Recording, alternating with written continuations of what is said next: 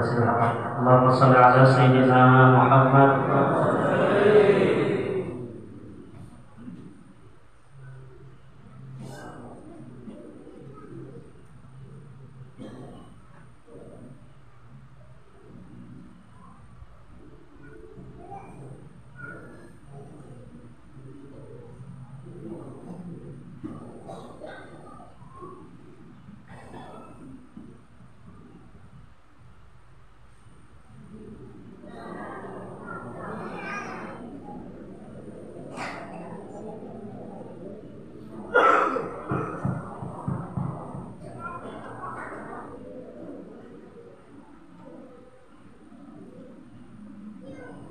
Bismillahirrahmanirrahim. Assalamualaikum warahmatullahi ta'ala wabarakatuh.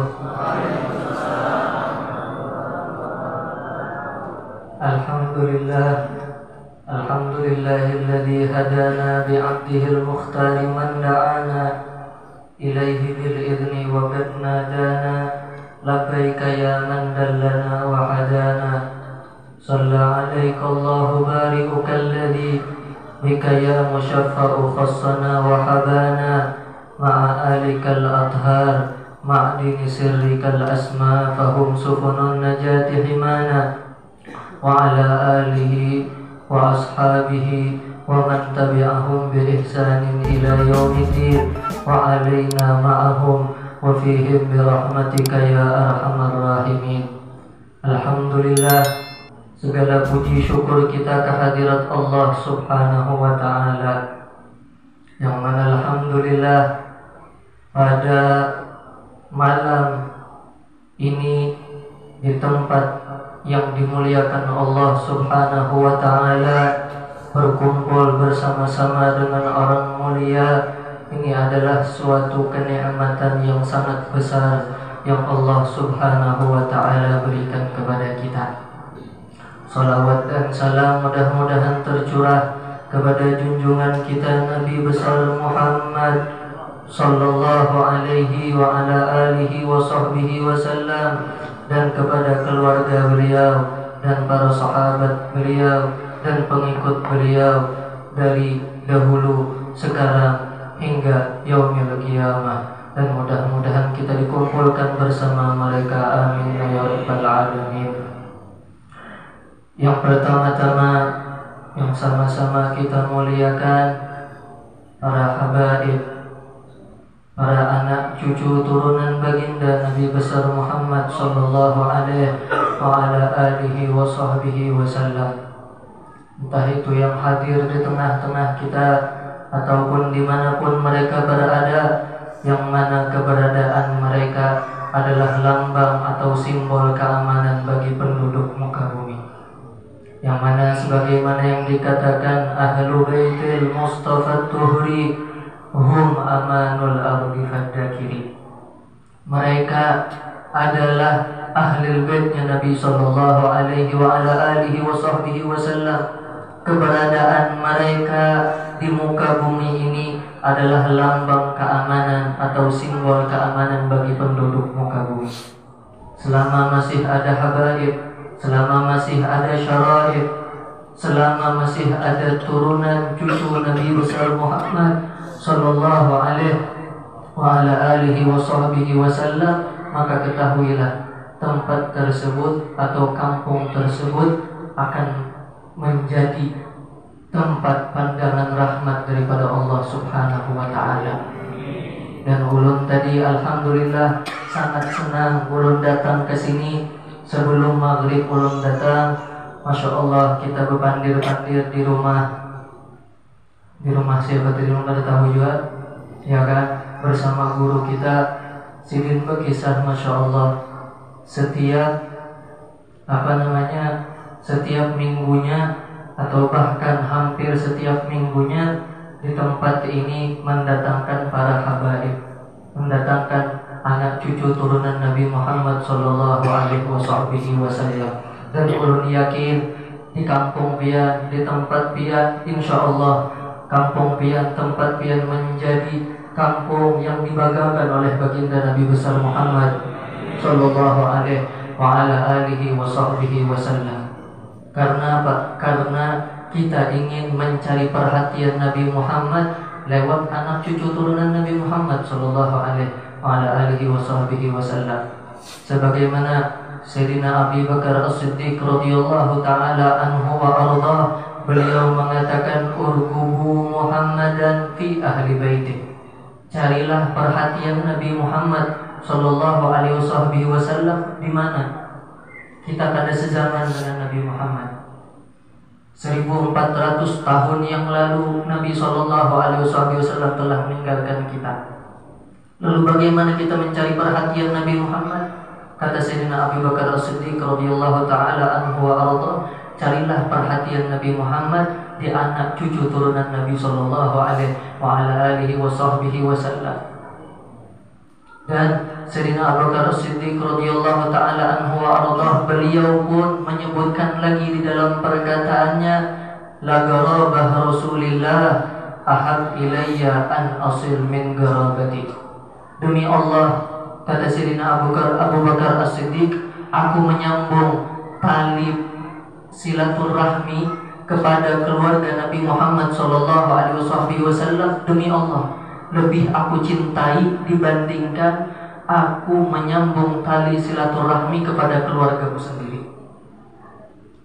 Ini lihat, Sayyidina Abu Bakar As-Siddiq radhiyallahu taala wa anhu wa ardhah, beliau mengetahui hakikat keridhaan daripada baginda Nabi besar Muhammad sallallahu alaihi wasallam. Jikalau Nabi Muhammad sudah ridha, maka pasti Allah Subhanahu wa taala akan ridha. Alhamdulillah, ini satu keberuntungan, satu keberkahan bagi kita pada malam hari ini dapat berkumpul bersama mereka, dan mudah-mudahan perkumpulan ini berlanjut di minggu-minggu yang akan datang, di bulan-bulan yang akan datang, sehingga kita memohon mudah-mudahan kita dikumpulkan bersama mereka, yang tentunya bersama datuk mereka baginda Nabi besar Muhammad di dalam syurganya Allah Subhanahu wa taala. Amin ya rabbal alamin. Dan juga para alim ulama, para guru-guru agama, wabil khusus kepada khadim al-majlis, majlis ta'lim Dalailul Khairat, Guru Muhammad Khairani, dan guru-guru yang lainnya. Kita doakan para habaib kita, para guru-guru kita, mudah-mudahan Allah Subhanahu wa taala memberikan keberkahan di dalam hidup mereka. Allah panjangkan umur mereka di dalam taat ibadah kepada Allah. Allah mudahkan segala urusannya di dunia dan di akhirat, dan mudah-mudahan Allah Subhanahu wa taala kabulkan hajat mereka, hajat dunia maupun hajat akhirat, dan hajat kita seberataan. Amin ya rabbal alamin. Alhamdulillah, segala puji syukur kita kehadirat Allah Subhanahu wa taala. Kita dikumpulkan di tempat yang mulia ini, yaitu masjid, rumahnya Allah Subhanahu wa taala. Tempat yang paling dicintai oleh Allah Subhanahu wa taala di muka bumi adalah masjid-masjidnya Allah Subhanahu wa taala.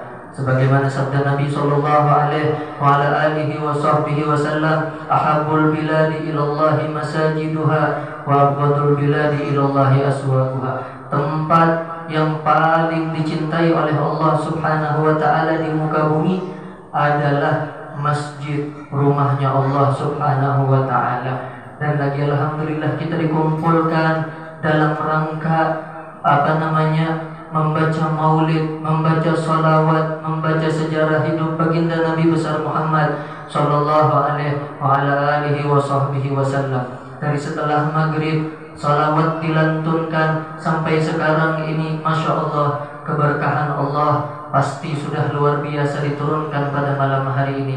Rahmatnya Allah Subhanahu wa ta'ala sudah pasti begitu besar diturunkan kepada kita semua. Karena apa? Karena sholawat atas Nabi Muhammad sallallahu alaihi wasallam adalah amalan yang paling afdal, kata ulama. Kenapa paling afdal? Karena Allah Subhanahu wa ta'ala sebelum memerintahkan kita sebagai seorang mukmin untuk bersolawat kepada Nabi Muhammad sallallahu alaihi wasallam, sebelumnya Allah terlebih dahulu memerintahkan Allah terlebih dahulu bersalawat kepada Nabi Muhammad SAW dan para malaikatnya sebelum memerintahkan kepada kita. Beda dengan amal-amal yang lain. Ketika Allah memerintahkan salat, ketika Allah memerintahkan puasa dan yang lainnya, tidak ada Allah Subhanahu wa ta'ala memulai akan amalan tersebut kecuali salawat atas Nabi Muhammad sallallahu alaihi wa ala alihi wa sahbihi wasallam. Allah mengabarkan dulu, innallaha wa malaikatahu yusalluna. Ini fa'il mudhari, artinya terus menerus Allah Subhanahu wa ta'ala bersalawat dan atas Nabi Muhammad sallallahu alaihi wa ala alihi wa sahbihi wasallam. Faedah kita membaca salawat sangatlah banyak. Yang pertama, yang jelas sudah, yang faedah yang kita rasakan adalah apa? Ketika kita membaca salawat kepada Nabi Muhammad, yang jelas hati kita tenang. Jujur kata, Pak, Bu, guringan gak nih? Kuyuhan gak sudah? Semata jadi gue ceramahnya gue. Ya ada lawas juga, urun kulit jauh juga. Ya, sumat aja juga. Ya.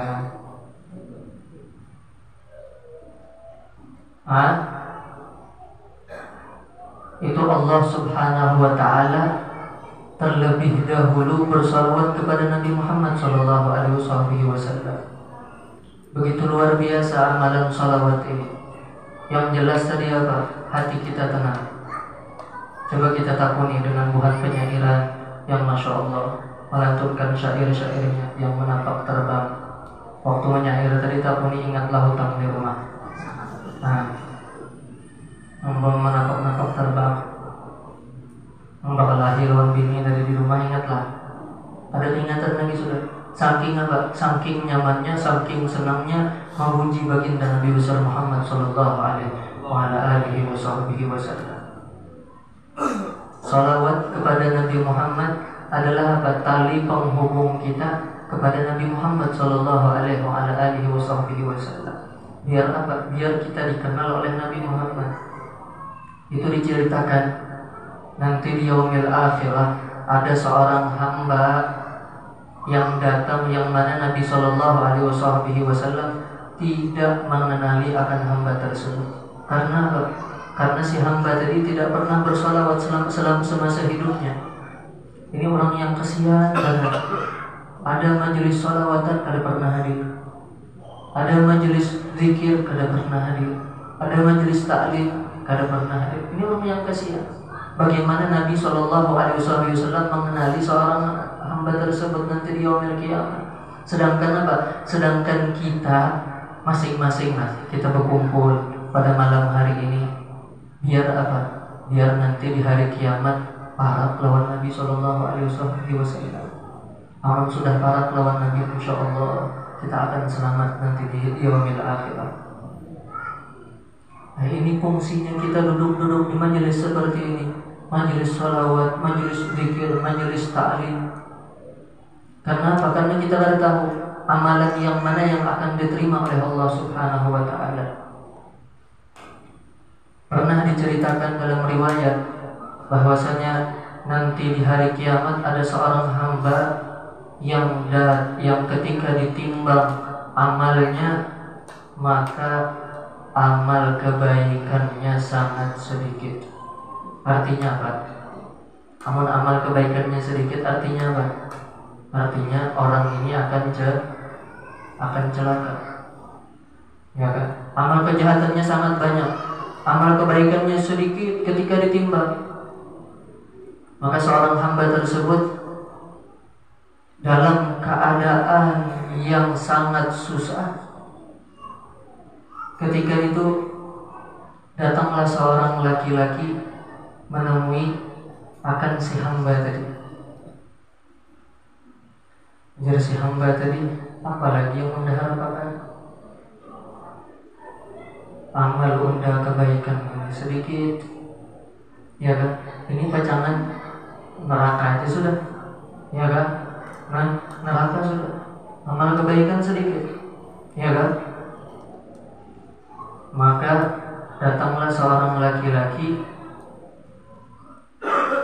menemui seorang hamba tadi dan mengeluarkan satu kertas atau satu kartu. Maka dianggap di timbangan amal kebaikan seorang hamba tadi, maka langsung amal kebaikannya melebihi daripada amal kejahatannya. Amal kita gitu banyak ya. Nah, senangnya luar biasa, bahagianya luar biasa. Maka langsung si hamba tadi mengatakan, "Man anta?" Wahai fulan, siapa engkau? Ini bahasa kita sudah hendak celaka tapi datang memberikan pertolongan. Maka mengatakan, siapa engkau? Maka laki-laki tadi mengatakan, ana Nabi Muhammad. Aku adalah Nabi engkau, Nabi Muhammad sallallahu alaihi wasallam. Ketahuilah wahai fulan, bahwasanya kertas atau kartu yang aku berikan kepada engkau itu adalah hasil sholawat yang pernah engkau baca selama di dunia. Allahumma sholli ala Muhammad. Allahumma sholli ala Muhammad. Lihat sholawat, fadilah yang sangat luar biasa, apa mendatangkan syafaat baginda Nabi besar Muhammad sallallahu alaihi wasallam. Apalagi ketika di hari kiamat, tuhai hadirin wal hadirat yang dimuliakan Allah Subhanahu wa taala. Ketika nanti di yaumil qiyamah, seorang ibu tidak kenal akan anaknya. Seorang anak tidak kenal akan kedua orang tuanya. Kawannya tidak kenal dengan kawan yang lainnya. Saking gentingnya nanti keadaan di hari kiamat. Masing-masing kita mengharapkan pertolongan, mengharapkan syafaat. Maka dari zaman Nabi Adam alaihissalam hingga yaumil qiyamah, semua orang berkumpul. Itu tidak ada kenal satu sama yang lainnya. Semua datang kepada Nabi Adam alaihissalam. Wahai Adam, engkau Abul Bashar, engkau ini ayah daripada manusia. Ayo berikan kami pertolongan. Maka Nabi Adam alaihissalam mengatakan, nafsi. Jadi Nabi Adam, aku pada kau juga. Sorongan aja kita. Idhabu ila ghairi, pergilah carilah kepada selainku. Itu semua makhluk datang ke Nabi Adam, Nabi Idris, Nabi Nuh, semua nabi didatangi. Sampai pada akhirnya kepada Nabi Muhammad sallallahu alaihi wasallam, semua tidak bisa memberikan syafaat. Maka Nabi sallallahu alaihi wasallam dengan kedudukan yang begitu besar, dengan kedudukan yang begitu mulia di sisi Allah Subhanahu wa taala di yaumil qiyamah, makanya dinamakan Maqamil Mahmud. Maqam yang terpuji hanya diberikan untuk Nabi Muhammad sallallahu alaihi wasallam. Maka beliau mengatakan, Ana laha. Aku yang akan memberikan syafaat kepada mereka. Aku yang akan memberikan pertolongan kepada mereka. Wahai hadirin hadirat yang dimuliakan Allah Subhanahu wa taala, kita duduk di sini, kita berkumpul di sini dengan harapan itu kita mendapatkan syafaat daripada Nabi Muhammad sallallahu alaihi wasallam. Maka sudah pasti orang yang mendapatkan syafaat mereka adalah orang yang beruntung di sisi Allah Subhanahu wa taala. Apalagi kita bersolawat di waktu-waktu yang dimuliakan Allah Subhanahu wa taala, yaitu di waktu bainal maghrib wal isya. Waktu di antara maghrib dan isya adalah waktu yang dimuliakan Allah Subhanahu wa taala. Ini waktu-waktu yang mohon maaf kebanyakan dari kita melalaikan akan waktu tersebut. Padahal waktu antara maghrib dan isya adalah waktu yang dimuliakan Allah Subhanahu wa taala. Makanya dikatakan apa? Seorang hamba jikalau sudah melewati tidak beramal daripada umurnya, sudah lewat 10 tahun, sudah lewat 20 tahun, yang mana yang dulu tidak pernah beramal kepada Allah Subhanahu wa taala, kata ulama, 4 waktu ini bisa memberikan keberkahan daripada waktu-waktu yang telah lewat. Artinya apa? Artinya yang telah lewat bisa ia dapatkan dengan menghidupkan 4 waktu ini. Yang pertama, waktu sebelum subuh. Kita bangun sebelum subuh, ya kan? Jangan jam 8, ya kan? Bangun sebelum subuh. Ulun bangun juga bebas jam subuh. Emang kamu sebelum subuh. Ini waktu yang dimuliakan Allah Subhanahu wa taala. Itu dalam hadis qudsi bahwasanya Allah Subhanahu wa taala itu turun ke langit dunia menyeru kepada hamba-hambanya, hal min taib, hal min mustaghfir. Itu Allah Subhanahu wa taala di seperempat malam, di malam-malam akhir sebelum subuh, itu Allah Subhanahu wa taala turun ke langit dunia mengatakan kepada penduduk muka bumi, wahai hamba-hambaku, adakah orang yang meminta, niscaya akan aku beri. Adakah orang yang meminta ampun, niscaya akan aku ampuni dosa-dosanya. Ini waktu yang sebelum subuh, waktu yang dimuliakan Allah Subhanahu wa taala. Dan waktu yang kedua, waktu setelah sembahyang subuh sampai waktu isyraq. Ini waktu yang kedua, waktu yang dimuliakan Allah Subhanahu wa taala. Namun kita sudah sembahyang subuh, habis itu lanjut lagi, ya kan? Lanjut goreng. Nah, memadar aja dulu, ya kan? Jadi lapar dulu, ingatan tahu berdadar, ya, memadar aja, ya kan? Nah, ini padahal waktu-waktu yang dimuliakan Allah Subhanahu wa taala. Sampai isyraq, ketika isyraq sembahyang sunnah 2 rakaat, yaitu sunnatul isyraq. Maka pahalanya seperti apa? Seperti orang berhaji lawan umrah. Ujar Nabi sallallahu alaihi wasallam, tamah, sempurna pahalanya, tanpa dikurangi sedikit. Ini amalan kesan kita nih. Kita nih haji ini ngalilin sudah daftar haji berapa tahun, sampai matian kita, ya kan? Duitnya berapa puluh juta, mana ada juga kita nih, ya kan? Nah, ini kita bisa mendapatkan pahala haji dan umroh setiap hari. Tapi jangan bergelar haji juga bang lah, abut di kampungnya nak. Haji anu aja, kalau haji kan nyawa kada juga bang aja, mbah bang.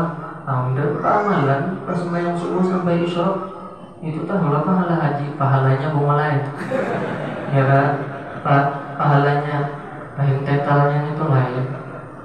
Nah, ini 2 waktu yang mulia. Yang ketiga apa? Yang ketiga, waktu sebelum maghrib. Beberapa menit kita isi dengan zikir, kita isi dengan sholawat, kita isi dengan duduk di masjid i'tikaf, mendekatkan diri kita kepada Allah Subhanahu wa taala.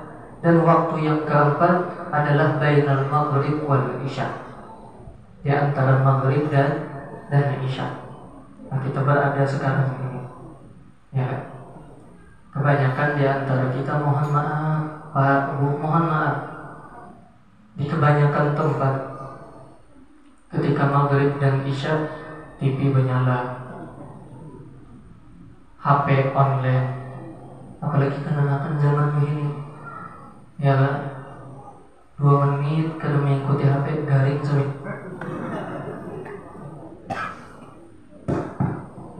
garing. Ini sudah, ya maklum aja sudah, ya. Ini hampir di semua tempat sudah.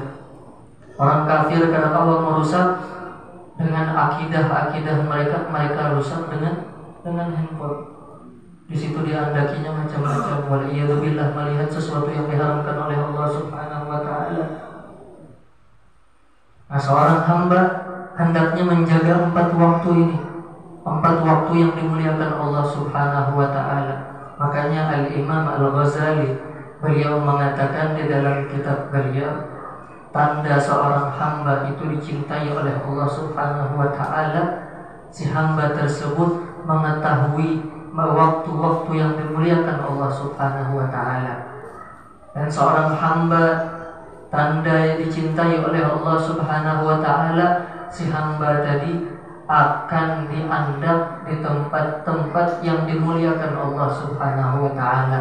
Mudah-mudahan dengan berkat berkumpulnya kita di majelis ini di waktu yang dimuliakan Allah Subhanahu wa ta'ala, mudah-mudahan ini pertanda kita menjadi hamba-hamba yang dicintai oleh Allah Subhanahu wa ta'ala. Amin ya rabbal alamin.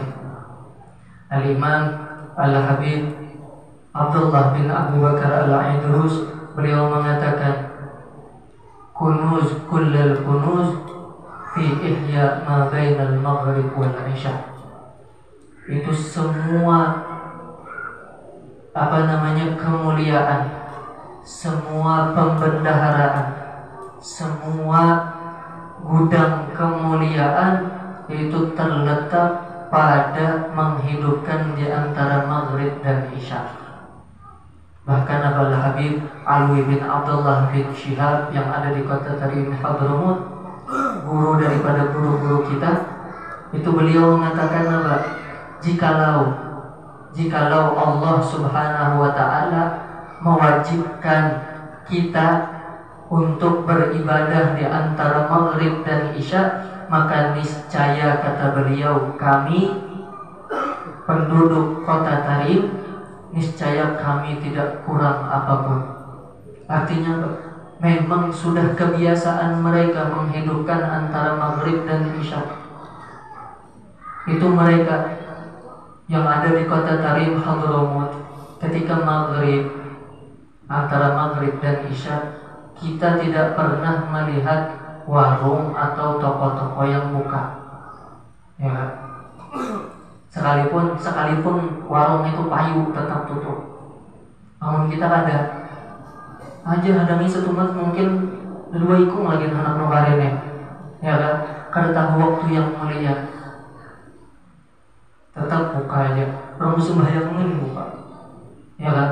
Orang sembahyang tetap aja buka. Nah, itu kita lihat di kota Tarim, mereka isi dengan zikir, mereka isi dengan qiraatul Quran, mereka isi dengan hadir majelis-majelis seperti ini. Itu kebanyakan di antara mereka. Bahkan supir taksi itu sambil menunggu pelanggannya datang, mereka isi dengan baca Quran, dengan zikir. Kata Imam Al-Ghazali, tanda seorang hamba dicintai oleh Allah Subhanahu wa ta'ala, maka si hamba tadi akan diandap di tempat-tempat yang mulia. Bahkan diceritakan juga salah seorang anak yang ketika ayahnya kehilangan akan uang. Ini cerita di Hadramut. Abahnya kehilangan duit, dicari kada dapat. Dan ketika antara maghrib dan isya, abahnya tadi duduk di masjid dengan menghidupkan baik antara maghrib dan isya, baca zikir, baca Al-Quran, hizib, ya kan? Tiba-tiba anak sidin ini datang mengabarkan kepada abahnya bahwasanya duit yang pian cari tadi sudah dapat. Datang, wahai abah, ini duit yang pian cari tadi sudah ulun dapat. Maka langsung abahnya tadi sarik kepada anaknya, kami ini kenapa menghabarkan aku tentang dunia? Ini padahal duit sidin yang hilang, Ikam kenapa datang kepadaku di tempat yang mulia, di waktu yang mulia? Ikam menghabarkan kepadaku tentang dunia. Kata Allah, ikam menghabarkan setelah isya gena. Jangan di waktu-waktu yang mulia. Maka apa? Maka abahnya tadi sarik, maka anak tadi diusir selama 1 tahun dari kota Tarim Hadramaut. Bayangkan, karena orang-orang dahulu ketika disuruh safar itu adalah pendidikan yang sangat susah, yang sangat sulit. Maka disuruhlah anak tadi keluar dari kota Tarim selama 1 tahun. Untuk apa? Untuk belajar. Ini kan menghabarkan dunia di antara maghrib lawan isya. Ikam kada tahu kemuliaan ini. Karena apa? Karena hati ikam penuh dengan dunia. Ikam keluar, ikam belajar, keluar dari kota tadi. Maka setelah 1 tahun kembali, masya Allah, orang tadi sudah belajar mengetahui akan kemuliaan antara maghrib dan isya. Nah, mudah-mudahan dengan berkat perkumpulan kita, Allah Subhanahu wa Ta'ala memberikan kita keberkahan. Allah Subhanahu wa Ta'ala memberikan rahmatnya kepada kita, dan mudah-mudahan kita dijadikan hamba-hambanya yang dicintai oleh Allah Subhanahu wa Ta'ala. Dan mudah-mudahan apa yang kita niatkan, apa yang kita hajatkan dikabulkan oleh Allah Subhanahu wa Ta'ala. Dan mudah-mudahan habaib kita, guru-guru kita dipanjangkan oleh Allah Subhanahu wa Ta'ala. Dan mudah-mudahan kita seberataan diselamatkan dunia sampai akhirat. Dan mudah-mudahan ya Rabb, sebagaimana Engkau kumpulkan kami di sini ya Rabb, maka kumpulkanlah kami di dalam surga-Mu bersama Nabi Muhammad sallallahu alaihi wasallam.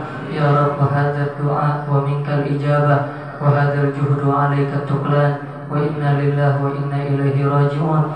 Rabbana taqabbal minna innaka antas samiul alim wa tub 'alaina innaka antat tawwabur rahim.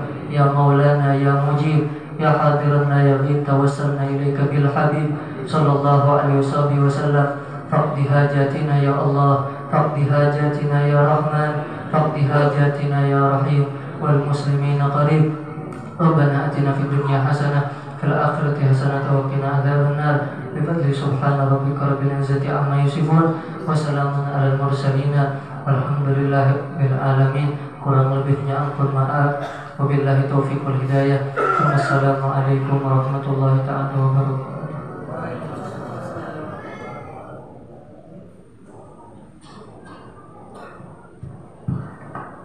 Terima kasih kita ucapkan kepada Al-Habib Ahmad bin Hasan Al-Qadiri yang sudah menyampaikan nasihat-nasihat agamanya kepada kita semua. Mudah-mudahan apa yang beliau sampaikan menjadi ilmu yang bermanfaat kepada kita semua, dimudahkan oleh Allah untuk mengamalkannya, dan mudah-mudahan barataan apa yang beliau sampaikan tadi, yaitu semakin cinta kepada para habaib, memperbanyak bersalawat kepada baginda Nabi Sallallahu Alaihi Wasallam, dan kemudian juga mengisi waktu-waktu yang dimuliakan oleh Allah, yaitu 4 waktu yang dimuliakan Allah sebelum waktu subuh, setelah subuh sampai isyraq, dan kemudian sebelum waktu maghrib, dan kemudian antara maghrib dan isya. Itu adalah waktu-waktu yang dimuliakan oleh Allah. Mudah-mudahan kita berharap dapat mengisinya dengan amal ibadah kepada Allah Subhanahu wa Ta'ala. Amin ya rabbal alamin. Setelah ini kita melaksanakan salat fardu isya, dan kemudian setelah isya nanti kita baca doa selamat ataupun tahlil sebentar. Demikian, assalamualaikum warahmatullahi wabarakatuh.